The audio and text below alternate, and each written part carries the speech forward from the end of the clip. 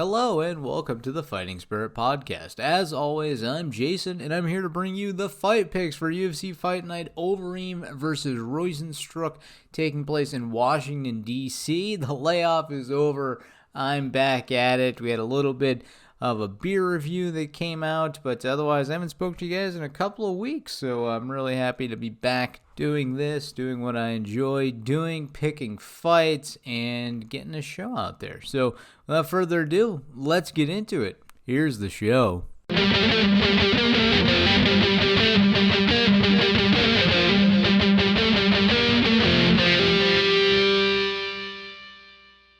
Alright, so we're going to kick it off with the main event, which is going to be the big boys. In fact, Biggie Boy is going to be part of this one. We're going to have Jairzo Rozenstruik take on Alistair, the Demolition Man, once known as Overeem, at heavyweight. And this is going to be a don't blink kind of situation. Obviously, we have Overeem, the legend, K1, Pride, early days per USADA UFC. This guy is a absolute wrecking machine, but we've seen some great things out of Biggie Boy lately. The African fighters are on the upswing, and I think that this is how things are going to play out. I think that the African fighter here, Rozenstruik, is going to pick up a win. So basically, Rozenstruik has been knocking everyone out in the first or second round. He only has one decision to his record way back, going to, not too far back, but in Rizin, May 6, 2016. And he's just been looking so good in the UFC. Knockouts over Arlovsky and Crowder and Albini in the UFC, shutting their lights out very early on. I just really like him right now. Now, let's not, put Overeem, totally off to the side here. I have picked against older guys like Overeem in Glover Teixeira before and been burned. So, just keep that in your back pocket. But Overeem is an older guy. We know that he's very chinny. We know that he has a lot of fights. He has lost 13 KOs in his career. Let's not sleep on that at all. 13 KOs is a lot of times to be knocked out brutally in MMA. Never mind his kickboxing career. Never mind anything else that he has done in the gym. 13 is a lot of head trauma, and I think Rozenstruik swings so heavy, it's going to be a hard time for Overeem.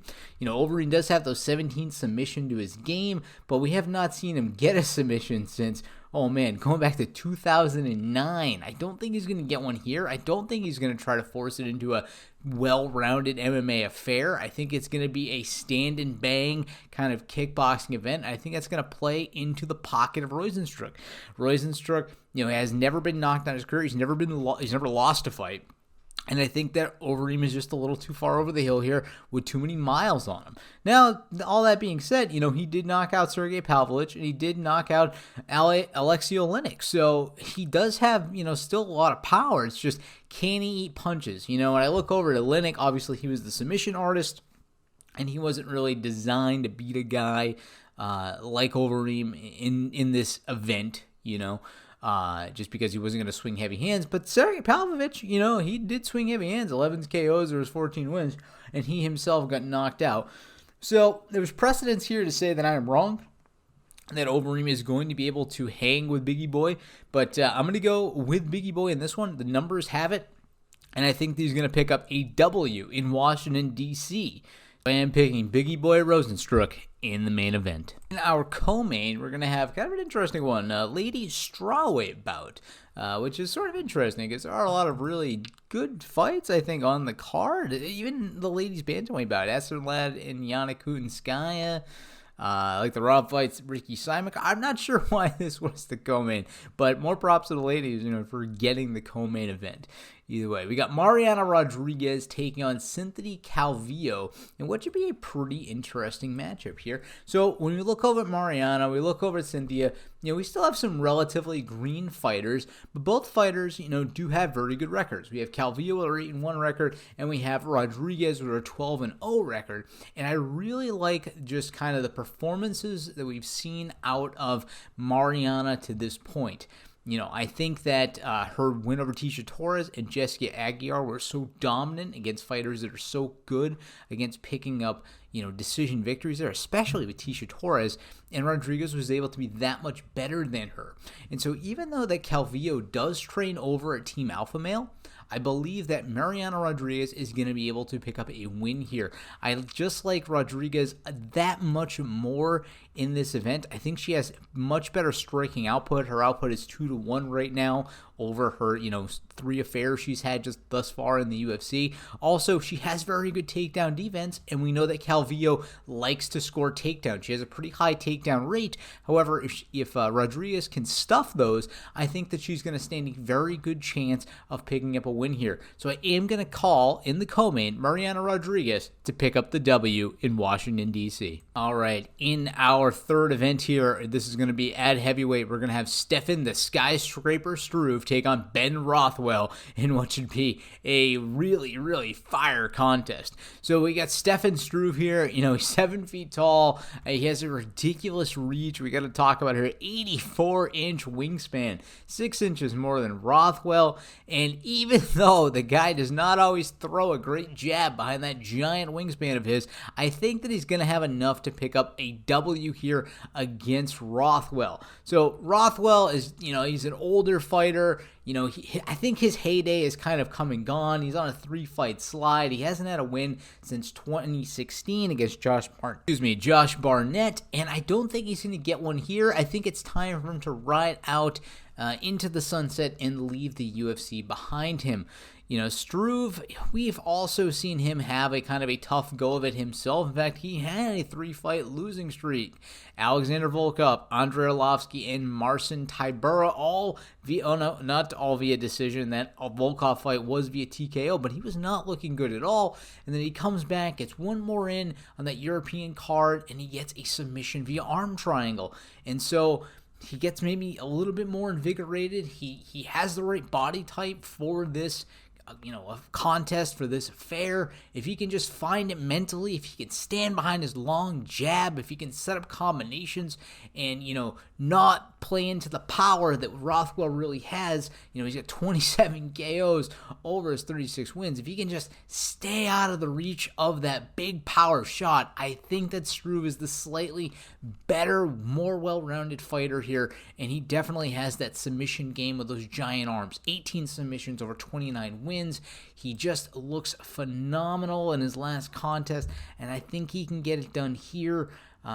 It is a tough one, though. This is not my most confident pick of the night, but I am going to pick Stefan Struve in this one. He's the pick in DC. All right, in the next one, I think this is the more premier ladies bout of the night, this bantamweight matchup between Aspen Ladd and Yana Kutinskaya. So Kutinskaya has also, fought affairs at featherweight, but she's coming back down, I think, to her natural real weight class of 135, and she's going to be taking on a really, really good fighter in Aspen Ladd. And Aspen Ladd has looked amazing up until she got, into the ring with de Randamie.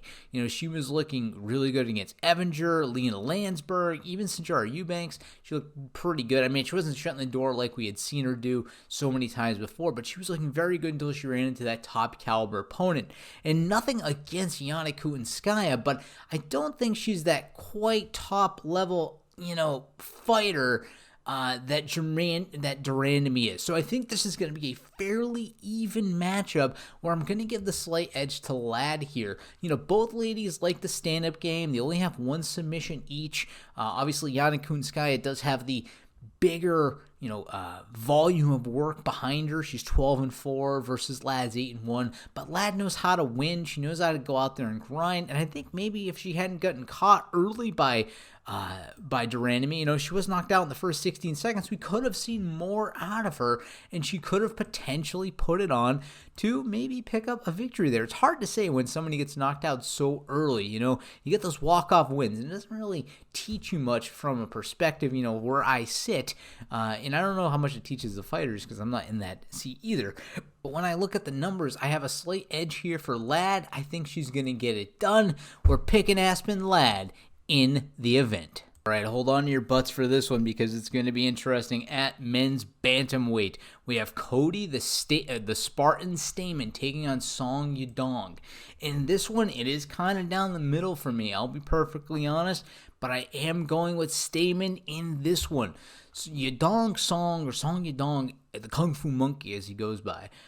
He just looks so good in his last outing against Alejandro Perez, and he's a really, really good team alpha male product that I really like right now. But I got to give it to Stamen here. He does have, the numbers working in his favor from what I can see here. And he has some decent wins himself. He also has a win over Alejandro Perez. Granted, it wasn't in such a spectacular fashion, but he proved that he could grind it out over 3 rounds and pick up a unanimous decision. He also did have a loss to Aljamain Sterling, but that guy's really cream of the crop. We don't really know if Yadong is at that level just yet. Does he have some solid wins in the UFC? Absolutely. Vince Morales, Felipe Arnaiz, and obviously the Alejandro Perez win. I think he's looking pretty good, and he, looked pretty lights out in that last affair. But I think Stamen might be able to do him one better here. I think they're fairly even in skill sets, but when I look at the numbers, I think I like the output just a little bit better out of Stamen.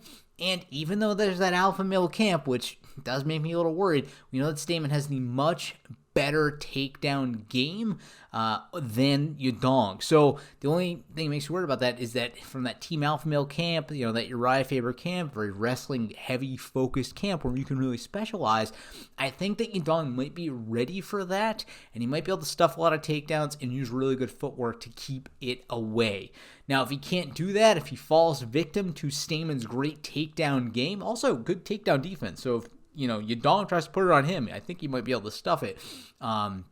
So if we see a neutralization of the takedown game, I got to go a little bit more back to Yadong. I really think that he has a little bit better stand-up, but we will see how it plays out here. If it's a wrestling affair that Yadong just can't hang with, I got to go full on Stamen. If it stays striking because it's just neutralized out, I'm going to give it back to Song, but we'll have to see how it plays out. Also, another thing, I'm talking about the striking. Song does have a 3-inch reach advantage, so if he can't stay out there, he can stay lanky, he's going to have a good time, a good night against Stamen. But I'm not the most confident about this one. Ultimately, though, Stamen's the pick. We're making that call in DC. All right, at bantamweight, this is my fight of the night. I don't know if it's yours, but it's Rob Fight and Rob Fight. Yeah, instead of Rob Font, it should just be Rob Fight. Yeah. All right, that's my filthy casual interpretation of his name. No, Rob Font taking on Ricky Simón, and this is going to be one hell of a contest. I'm really excited about this one. So this one's going to take place at bantamweight, and, Simón was setting the world on fire up until recently, right? He goes in the ring with Uriah Faber. I thought Faber had no chance. We saw great wins out of Simón. Hani Yahya, Montel Jack, he's getting it done, right? He's not, putting everybody to sleep, but he's getting it done. He's looking dominant. He runs into Uriah Faber, boom, first round TKO. The old man still got it, and he kind of shuts down a little bit of a hype train I thought was building for this guy at 135. And now he's going to go up a guy in Rob Font, who just is so good, so dynamic. He has lost to Rafael Assunção, but he is a former champion. We can't sleep on Assunção. He's also lost to Munoz, but again, you can't sleep on Munoz. Look what he did, Garbrandt, right? And he does have wins over Almeida and Sergio Pettis, and we know Sergio Pettis is super dynamic. Maybe he's a little small for 135, but super dynamic fighter. A guy that can really fight you anywhere, and he was able to dismantle him. Now, I think it might have been a size advantage there, so, take that with a grain of salt. But Ricky Simón, Rob Font, I'm just really loving this fight. When I look at the numbers here, just pure results, obviously about equal in terms of experience in MMA, slight age advantage for Simón, coming in only 27 years old. The Rob Font's 32. And then 5 KOs on the Simón side, 7 for Font, near equal submissions, 4 for Font, 2 for Simón. I mean, this thing's down the freaking middle. One thing in the back pocket that we know Font's got a chin, never been KO'd in his career. Then we look at the little bit deeper stats on this one, and we got to go ahead and look at the fact that Font has a slight reach advantage here. He has a 2-inch reach advantage, and then his output is phenomenal, right? He's outstriking Simone 2-1 going into this contest over his strikes landed per minute. However, back pocket here, Simone has that wrestling. He averages a hella lot of takedowns over his 15-minute fights, and we know that Font's takedown defense is not always there. In fact, he gets taken down quite a bit. So, if Simone can manage to grapple up, get this thing to the mat, like I just talked about in the Stay Mini Dog fight, I think it's clearly Simone all day. Font manages to keep it working, keep it moving, keep the pace high on the feet, strikes his head off, grinds it out with the dance and the rhythm of the strike. I think he's going to be able to pick up a W here. But again, kind of down the middle for me. Ultimately siding with Simone on this one because of the takedowns, because I think he was looking so good up until he kind of underestimated Faber. And I think he's going to get a win here at men's bantamweight. We're picking Ricky Simone in this contest. All right, we got another dark horse here for you, because in welterweight, we got Thiago the Pitbull Alves taking on Tim Means the Dirty Bird in what should be a good fight. I got nothing too bad to say about this one. Both these guys have crazy good hands. Thiago Alves, 13 KOs over 23 wins. Means the Dirty Bird coming in with 19 KOs over 28 wins. And they all both have at least a submission piece, even though they like to get it done on the feet. Both of them are coming off of losses. We obviously have the Starpoli fight, where Alves lost, and we have the Nico Price where Means was knocked out. Now, how's this fight ultimately going to play out? It's really hard to say. Both these guys have so much knockout power that I'm not really sure. They both have honestly been knocked out themselves. 2-3 for Alves and 2 for Means, that this is a difficult one to call. We look at a little bit deeper stats. I think that the output is a little bit better for Means. I think that his accuracy is a little bit better as well, and I think that he's a little bit better about not getting hit as much. So from a pure striking perspective, I think that Means, assuming his chin is there, to eat a couple from Alves, because you got to when you fight Alves. He likes to get into the pocket and bang. If you can eat one of those, you can definitely get it done. Although you can't just move a bit back and fight off the back foot a lot like Starpoli did, pick up a win via decision that way too, by frustrating him. But I think that Means is going to be able to use that 5-inch reach advantage, take the upper hand with his natural abilities. So I am going to call the Dirty Bird as the winner in DC. In the next contest, we actually do not have a call for this one, because as of just a few days ago, Chris Fishgold is pulled out of the fight with Billy Quarantillo. And we don't have a call to make in this one. I was originally picking Fishgold to win, but now that the fight is off, we're just going to have to skip it. And according to Sherdog here, he doesn't have a replacement fighter, nor does any of the other sites I'm seeing. So we'll see what happens with that one. It might... Jacob Kilburn is supposedly replacing him. Let's actually look up Kilburn here. We'll do a little live crunch. Okay, it looks like Jacob Kilburn is also a debuting fighter, so I think I'm just going to leave this one on the sidelines for now. I'm not really sure if I feel comfortable making a pick on this one. Screw it. Let me put some numbers in. All right, so a little quick number crunching. There's obviously not as much data with the debuters. We're going to go with Billy Quarantillo on that one. It's a late call, though. Don't take that one with a heavy grain of salt. I'll call it on the win and loss column, but... I'm not gonna put a gold stamp behind that one, if you know what I mean. In our next contest here, we're gonna have a very good one, because we're gonna have Bryce Mitchell taking on Matt Salas, Robo Sales, or whatever the heck his name actually is.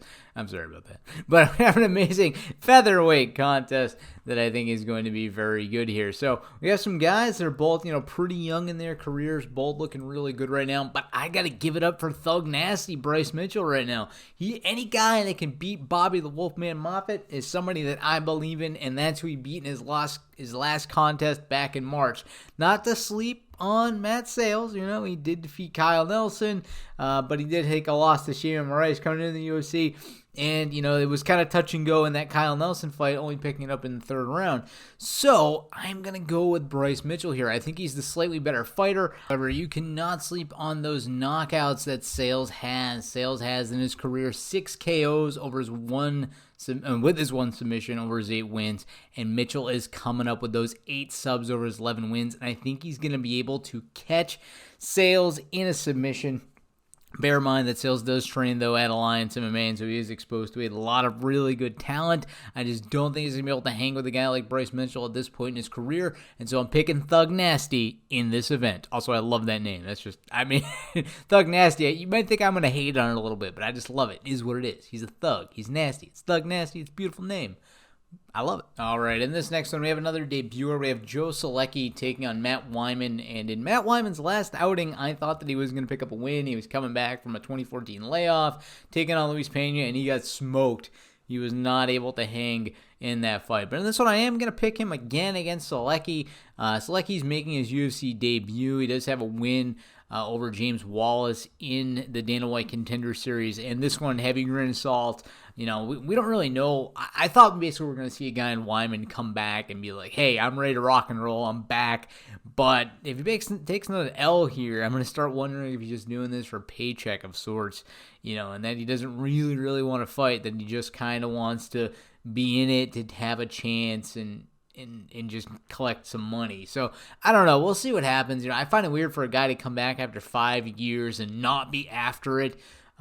But I really hope he doesn't underestimate Solecki. I hope that he comes out with his A game, and I hope that he's able to shut down this up-and-coming kid and, continue to close out his career in a way that he wants to. So sorry to accuse him of that. These guys do more than just collect a paycheck. And you know what? I'm not going to edit it out. I said it. It's my honest opinion.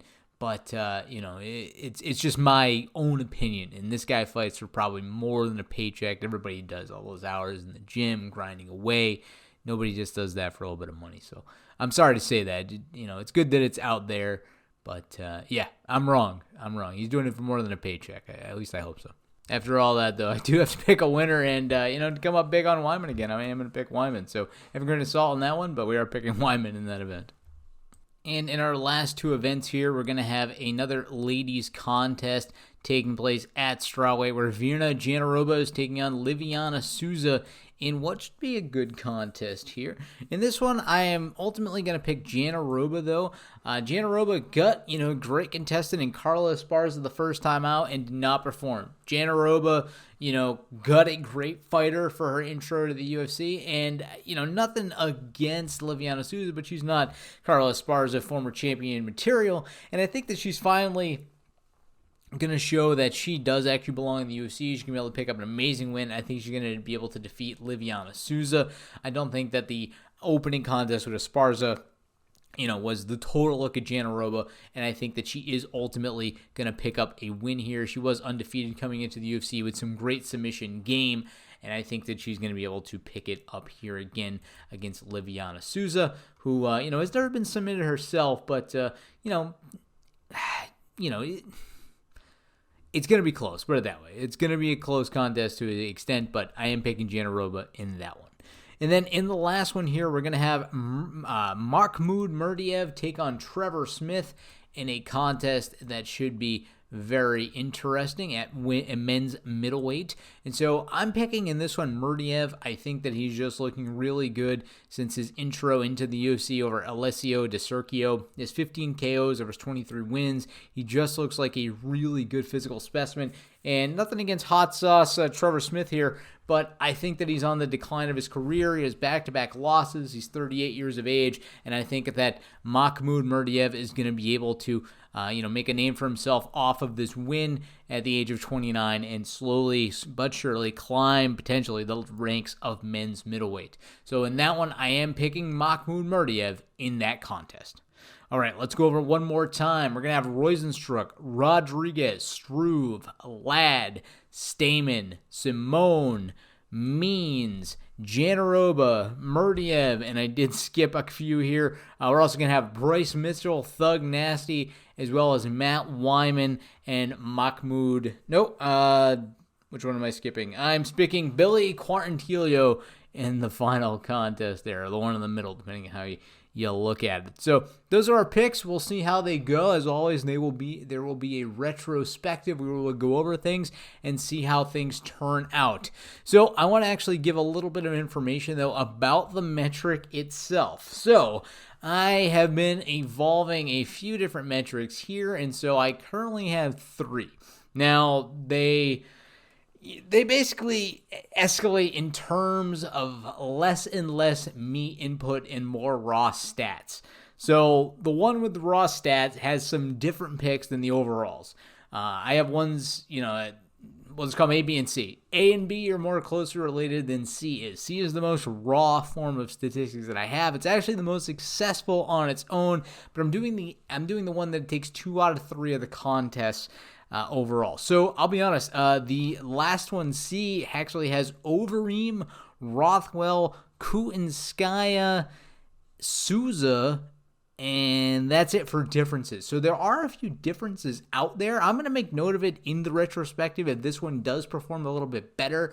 But with the layoff, I did kind of look at the information again and go back, because I have to change all the information. I have to gather information that I wasn't previously and kind of break it out, add additional columns and rows and do the whole thing. It's just a little bit of tedious work to get it there. And I think we did that. And we'll see how it goes. It is actually the most successful right now, just through back testing, of course. But at its current best level, it has an accuracy rate of 72.55%. Will we get that accuracy level on Saturday? Who knows at this point?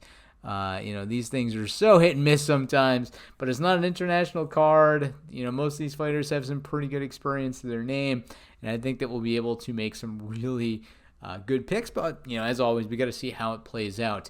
Also, I don't have anything in the mailbag. I haven't had anything in a while. I've posted to Twitter. I'm going to check it right now to see if anything has come up, but I haven't heard from anybody in quite a while. If you're out there, you're still listening, you've gotten to the end, to this part of the show, and you want to say something to me, please do. Please write into the show. You can get in touch with me at fightingspiritpodcast@gmail.com. Please write me there. Please get at me on Twitter, at MMA Fight Picks 01. Actually, is that the, the podcast handle is it's at MMA Fight Pick 01, so that's correct. Where you can find the Fighting Spirit podcast there. Please get in touch with me there. Do what you got to do. I like the mailbag segment. We just don't have one to go over, so I'm just going to kind of leave it out there. But I will talk about just a few things that have popped up in MMA news that I think are pretty interesting. The first one being we're going to have the return of Tony Ferguson and Khabib Nurmagomedov. This is another return we'll talk about in just a second, but I am really excited for this one. I've been excited multiple times, dating back to years and years ago. I remember, I felt like I'm just thinking of a point in time in my job where it was just so much different than it is today, and being excited talking to a guy who doesn't even work where I work anymore. And we were just excited about that fight all those years ago, and hopefully it will now take place again. I don't know how many times, this fight can kind of fall through. I'm thinking, it just got to happen this time, right? Nothing can really stand in the way. Khabib is the champion. Tony's technically still the interim champion. We have to have a final unification fight. There's no more number one contender stuff. Who's going to fight Conor? Yada, yada. This is like for all the marbles here. And so now I think it has to take place. So I'm really looking forward to that one. Who do I think is going to win? I don't have an answer for that one right now, but I've always been Fergie Ferg fan forever. #championship only. Fergie Ferg gonna love you long time. That's my pick on that one. Just my gut, my heart. But you might disagree. And then on the other one, returning the notorious Conor McGregor, going to be coming back to take on Cowboy Cerrone. And so that one is very, very interesting. I say that about all the fights, don't I? Very, very interesting. They all are. I love watching the fights, but that one is so good. I don't know. I've said to somebody on Twitter recently, and I think this just applies to Conor in general. I think it applies all the way up to Conor fighting Khabib again, to be perfectly honest. It's when Conor McGregor is at that notorious level. The guy that showed up and won the second strap, the guy that knocked out Aldo in 13 seconds, that guy, when he is locked in, he's in the zone, right? nobody can really touch him. He's just that good. He had a little bit of trouble when he fought Chad Mendes, but he really overcame that, and he showed that he had the heart to overcome it, and he hit Diaz with bomb after bomb. Not even Masvidal could knock him out. So, Diaz is a special specimen in that case, and so, yeah, I don't know. Cowboy's kind of a late starter sometimes. Conor's obviously a shutdown guy, a knockout artist. He doesn't like to see the decisions very often, so almost nearly not at all. And so, I honestly, I'm going to pick Conor in that one. I think that he's going to be able to get it done because he's going to be looking to shut the door so early. And I think Conor, because of everything that's happened in his life recently, from punching the old man to the sexual assaults to really just a whole bunch of real F-ups that this guy has committed. I think he's coming in with a whole new humble perspective. And I hope that's really showing in the gym. I hope that, Coach Kavanaugh is seeing something out of him that he hasn't seen in a very long time. And I hope that Conor is the old Conor, and I hope he realizes how much he almost lost, how much he probably has lost, because of his actions. And this is a great way for him to go out there, bring respect back to his side of the sport, and be an entertainer, but not in a negative way. Don't throw a dolly, don't act coked out, be a respectful fighter, and pick up a win while you're at it. Do it in great fashion. Be an entertainer. Give me a show, but don't make me embarrassed to cheer for you. I think that's where a lot of Conor McGregor fans come down on. I'm a fan, but it's embarrassing sometimes to be a fan of that guy. Every week it seemed like at one point he was just getting in trouble. And, if you have buddies that are also in MMA and you're, like a Conor dick rider, it's tough. It's really tough to, put up with that. And I got a buddy that's just a big fan of Khabib, so I, eat a lot of shit for being a Conor fan. And, I'm not a fan of his antics all the time, but when he's on fire, when he's his respectful self, he's hard to touch. And I think for that reason, he's going to be able to beat Cowboy Cerrone. Also, another point, because of the way Conor is, I think he's coming in a little more respectful than he will against Khabib. I think he's maybe slightly evolved as a person, hopefully. I think that he, is not going to rile up Cowboy as much. Cowboy, when he took on one of his last opponents, who did